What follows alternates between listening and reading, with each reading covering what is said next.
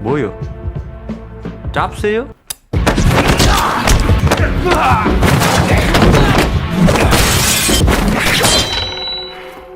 Hai guys, kembali lagi di Rari Movie. Pada video kali ini kita akan membahas plot dari film aksi thriller berjudul The Man from Nowhere yang dirilis pada tahun 2010. Film asal Korea Selatan ini menceritakan tentang seorang pemilik toko gadai yang merupakan mantan anggota pasukan khusus yang terjebak dalam situasi rumit. Pemilik toko tersebut harus menyelamatkan seorang gadis kecil yang diculik oleh mafia jahat. Selain itu, dia juga terlibat dalam kasus pencurian narkoba yang dilakukan oleh tetangganya. Tanpa menunggu lama, mari kita langsung masuk ke dalam alur ceritanya.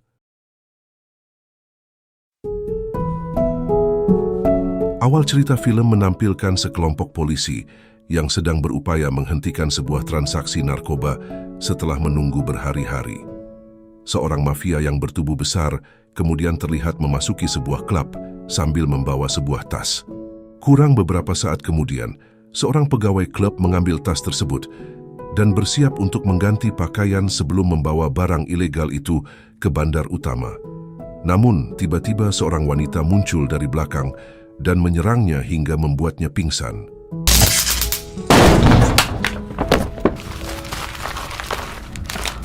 Lalu para polisi menunggu di luar untuk menangkap pegawai bar yang tidak muncul. Akhirnya mereka memutuskan untuk menangkap mafia yang bertubuh besar.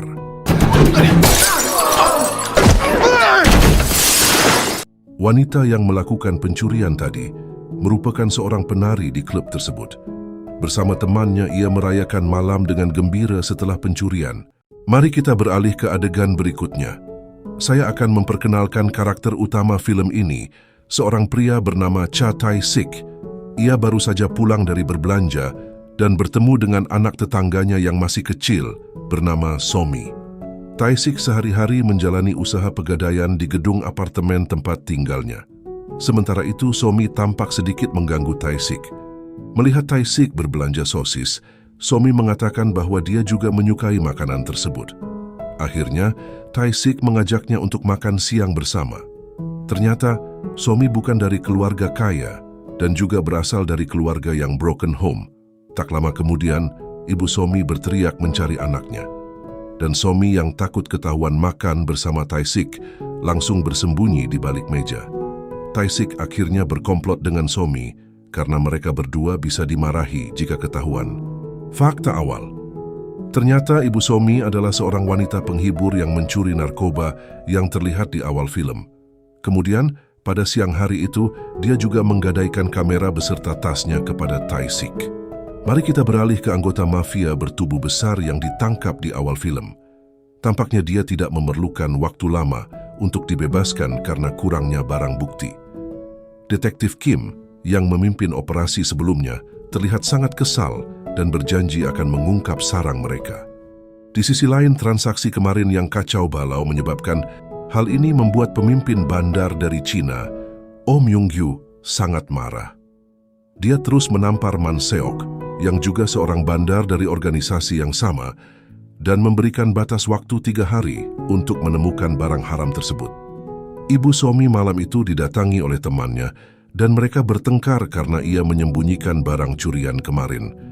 Ibu Somi melakukan hal ini karena merasa upahnya tidak cukup dan bahkan merencanakan untuk menjual barang tersebut sendiri.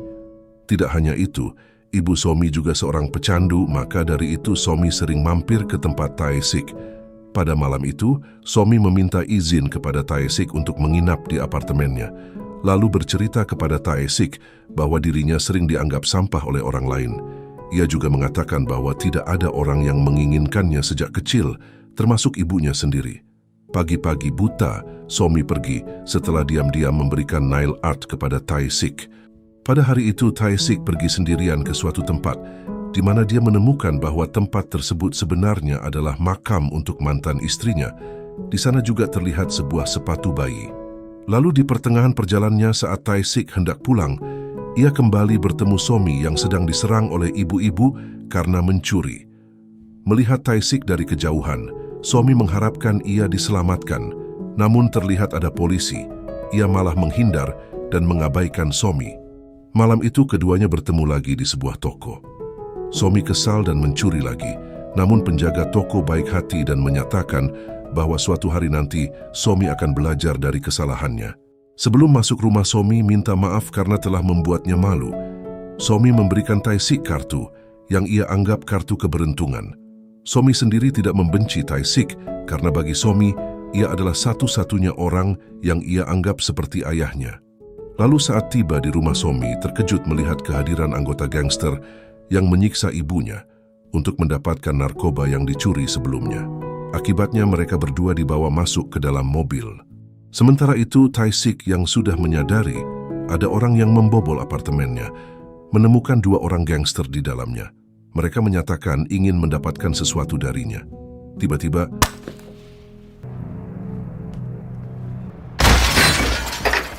여기 상황이 좀 골 때리게 됐네. salah satu anggota gangster lainnya naik ke atas dan menghubungi Tae-sik melalui telepon. Memberitahu bahwa tas kamera yang digadaikan ibunya Somi ternyata berisi narkoba yang dicuri. Menurut kesepakatan, para gangster berjanji akan melepaskan Somi dan ibunya. Seperti biasa, gangster-gangster ini tidak menepati janji mereka. Bahkan, mereka malah membunuh salah satu teman mereka, lalu melarikan diri.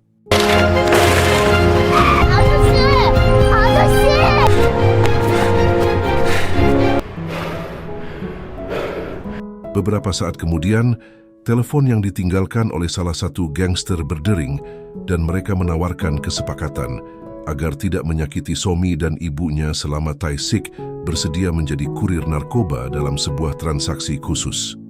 Tae-sik akhirnya mengikuti instruksi dari para gangster, mulai dari mengambil mobil di parkiran hingga mengantarkan paket ke Om Myung-gyu. Namun, ketika sampai di tujuan, Myung-gyu salah mengira Tae-sik sebagai calon pembeli dan menginterogasinya. Akhirnya, pimpinan bandar ini menerima telepon dari Man-seok yang memberitahu bahwa polisi akan segera tiba, dan Tae-sik digunakan sebagai umpan untuk menjebak Myung-gyu sebagai pemimpin bandar narkoba. Tae-sik lalu dipukuli dan dilemparkan dari ketinggian, tetapi untungnya ia tersangkut di jaring pengaman yang terpasang. Tae-sik yang tidak mengerti situasi berusaha mengejar Oh Myung-gyu. Di tempat itu, polisi juga sudah tiba, namun Myung-gyu masih mencoba melarikan diri dan akhirnya mobilnya rusak parah setelah dihadang oleh mobil Tae-sik. Mobil Tae-sik sendiri juga rusak dan bagasinya terbuka akibat benturan tadi. Namun yang tidak disangka, jasad ibu Somi ternyata sudah ada di bagasi mobil sejak awal.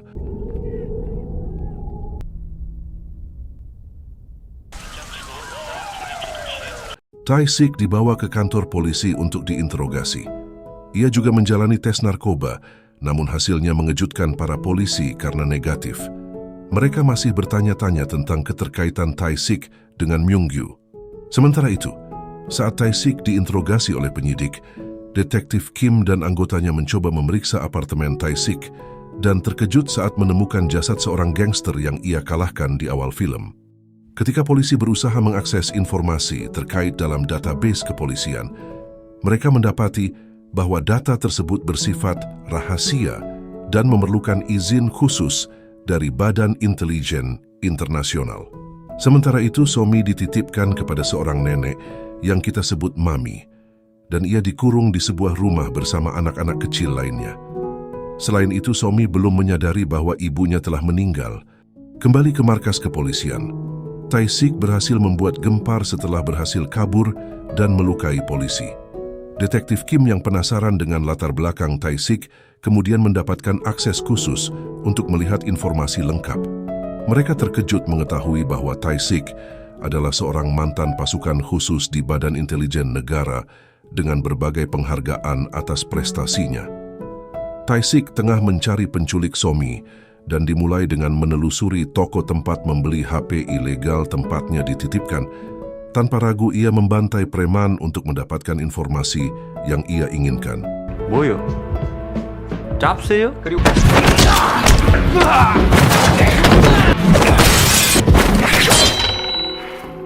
Pada sisi lain, Man-seok dan saudaranya berhasil menemukan teman ibu Somi yang ikut mencuri narkoba miliknya.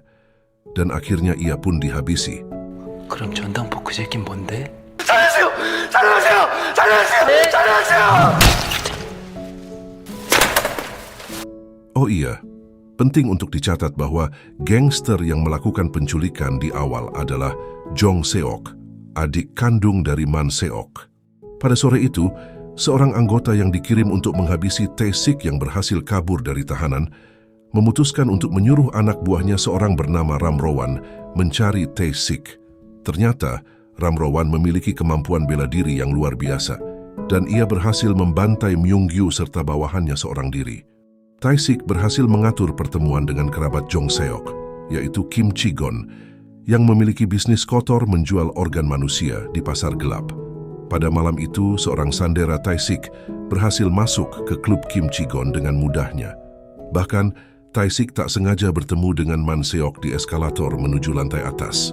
Kim Chi-gon mengatur pertemuan di toilet, dan tidak lama kemudian Tae-sik datang untuk memberinya pelajaran. 여기가 화장실인데요. 뭐가 오늘 엘리베이터 아씨 여기! 솜이 어딨냐? 만성이 종석이 그 새끼들이 알아! Interogasi Tae-sik terhenti ketika Ram Rowan muncul.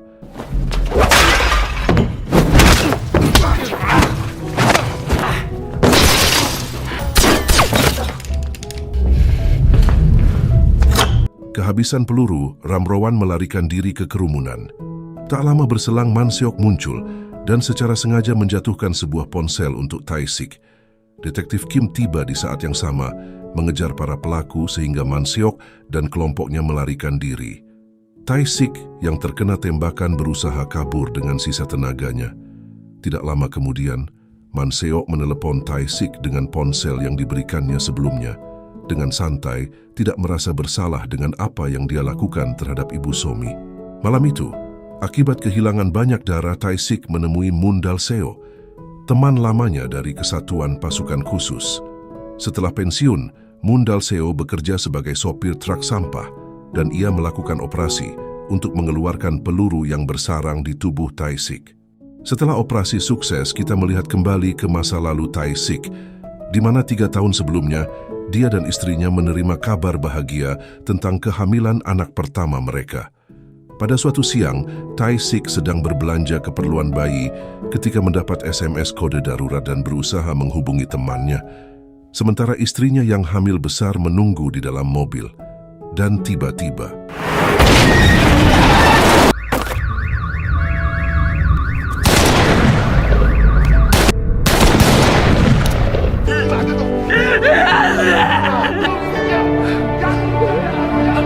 saat tersadar, Tae-sik meminta senjata kepada Dal-seo untuk membalaskan dendamnya.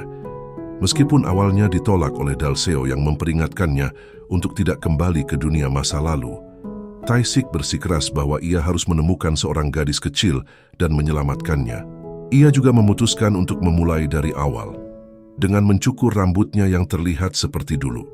Tidak lama Detektif Kim kemudian memberitahunya bahwa Somi telah ditemukan. Detektif Kim sengaja memberitahu informasi tersebut agar Tae-sik datang ke lokasi tersebut dan Detektif Kim bisa menangkapnya. Sebelum menutup telepon, Tae-sik juga memberikan informasi singkat tentang dalang di balik tragedi pembunuhan Ibu Somi. Keesokan harinya, Detektif Kim dan timnya pergi ke pelabuhan untuk menemui seorang mantan narapidana yang masih terlibat dalam perdagangan narkoba. Daripada kembali di penjara, mantan napi tersebut memberikan informasi tentang sistem pemanfaatan anak-anak sebagai kurir narkoba, yang dianggap anak kecil bisa lolos dari kecurigaan polisi. Sementara itu, Tae-sik telah berada di wilayah penahanan Somi dan mencari mesin mainan anak yang rusak. Ternyata, salah satu mesin tersebut merupakan tempat transit untuk mainan yang berisi narkoba. Teman-teman Somi yang juga ditahan diminta mengambil mainan itu untuk ditukar dengan sepatu di toko game yang berisi kartu ATM sekali pakai. Setelah menarik uang, anak-anak tersebut akan dibawa kembali ke markas. Tae-sik mengetahui bahwa mainan tersebut berisi narkoba dari pengalaman sebelumnya sebagai kurir. Saat Tae-sik mengikuti anak-anak itu, keberadaannya sempat terdeteksi polisi, namun ia berhasil melarikan diri. Somi yang berada di tempat penahanan melihat salah satu anak yang mulai remaja dibawa keluar dengan alasan orang tua mereka telah dibebaskan. Namun, anak-anak yang dibebaskan itu akan dibawa ke tempat operasi untuk diambil organnya dan dijual di pasar gelap. Beberapa anak buah Manseok menghabiskan waktu di tempat Somi, salah satunya Ramrowan, yang mengagumi kebaikan Somi ketika dia mengobati luka di jidatnya. Somi memohon agar ibunya dilepaskan dengan janji Somi akan berperilaku baik. Saat yang bersamaan, Tae-sik berhasil mengikuti mobil yang membawa anak kecil ke sebuah gedung tua, yang ternyata merupakan tempat produksi narkoba, di mana Jong Seok berperan sebagai pengawas. Anak-anak kecil terlihat bekerja tanpa memperhatikan kesehatan mereka, bahkan jika ada yang meninggal saat bekerja, itu akan menguntungkan Jong Seok karena organ tubuh mereka bisa dijual di pasar gelap. Mereka juga dijadikan kelinci percobaan untuk produk baru yang mereka racik. Melihat kekejaman ini, Tae-sik tidak bisa menahan amarahnya dan menyiksa Jong Seok dengan kejam.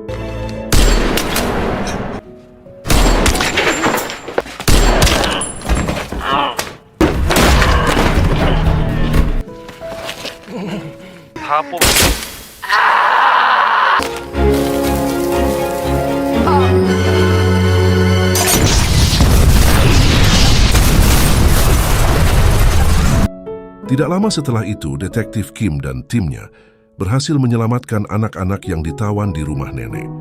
Namun Somi sudah dibawa pergi oleh Ramrowan atas perintah Manseok. Manseok lalu menugaskan untuk mencongkel mata Somi. Malam itu Tae-sik datang ke markas Manseok sendirian dan dihadapi oleh beberapa gangster bersenjata. Meskipun dihadapkan pada ancaman, Tae-sik meminta agar Somi dibebaskan. Namun Manseok justru menunjukkan bola mata Somi yang telah dicongkel sebagai hukuman bagi mereka yang terlibat dengan bandar narkoba. Tae-sik yang marah bertanya pada Manseok apakah ia memiliki gigi emas dan ia seorang pegadai barang. Dengan senang hati mencabutnya satu persatu.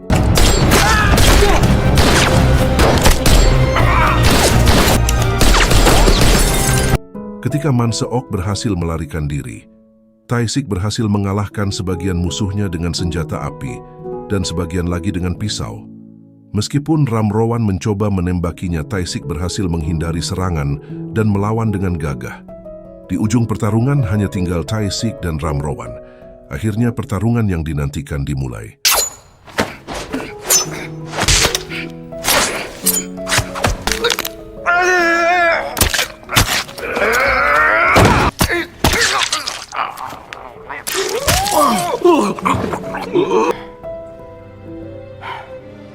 Setelah Tae-sik membunuh Ramrowan, ia mengejar Manseok yang mencoba kabur menggunakan mobil di parkiran. Namun Tae-sik berhasil menembak beberapa ban mobil Manseok dengan tepat, membuat Manseok panik dan berusaha meminta bantuan polisi.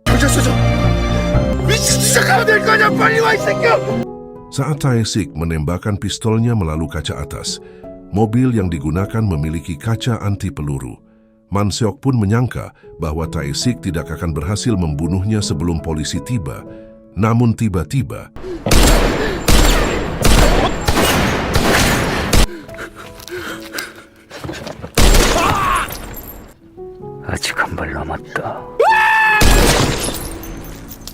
setelah membunuh Manseok, Tae-sik merasa putus asa karena 4 tahun lalu ia gagal menyelamatkan istrinya, dan kali ini ia tidak dapat menyelamatkan Somi. Ia sempat berpikir untuk mengakhiri hidupnya, namun tiba-tiba muncul dan mendengar suara Somi yang masih sehat membuatnya terkejut.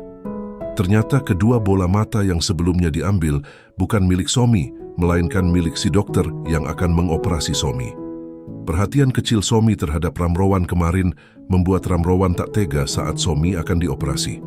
Selanjutnya Tae-sik ditahan oleh Detektif Kim setelah menunjukkan kemampuannya dalam membantai bandar narkoba terbesar di Korea seorang diri. Sebelum perpisahan, Tae-sik meminta izin untuk membelikan suami Somi perlengkapan sekolah dan meminta maaf kepada Somi atas perlakuannya ketika Somi tertangkap mencuri oleh ibuk-ibuk di sekolah. Meskipun sejak kematian istrinya ia jarang tersenyum, kali ini ia bahagia karena berhasil menyelamatkan Somi yang dianggap sebagai putrinya sendiri. Dengan demikian, film berakhir.